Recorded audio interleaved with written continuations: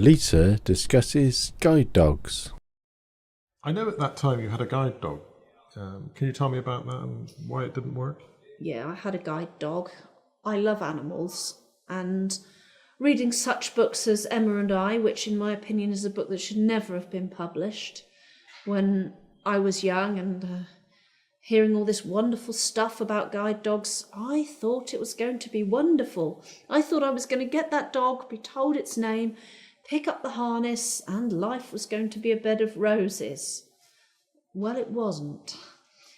I think some of it was a disappointment because I had too high expectations.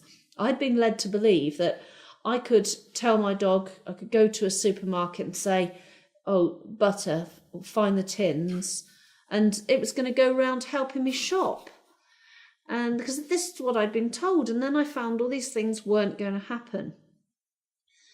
The students accused me of not giving my dog enough playtime. Well, I would be down on the beach with her at 7:15, 7 o'clock in the morning. Well, where are students usually at that time? Yes, in bed.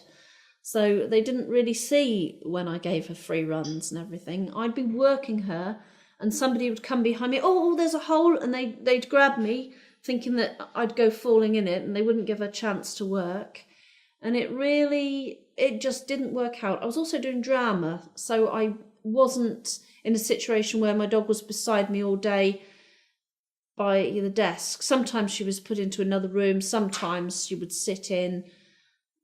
Some people said she was a bit disturbed by seeing me moving around and doing all these silly drama things. I don't necessarily think that was the case, but it might have been anyway. It was a long time ago. I actually wouldn't recommend guide dogs for young people. I know it's happening a lot now, and if they're happy, that's good, but my experience was extremely bad. And she went back after 2 years, but within 2 months, because I'd kept her training up, she was retrained and went to a new owner, and I was thrilled.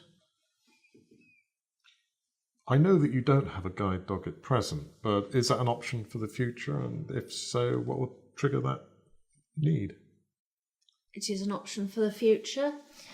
I don't know what would trigger that need, quite honestly. Maybe if I got a job somewhere and the journey was complex. But I have had another guide dog since then, in my early 30s, and she worked really well. I think I went into it with different expectations. I didn't have all these false ideas this time.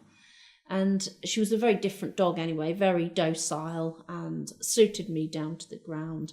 And we had over 8 years of partnership before she died. Different experience altogether.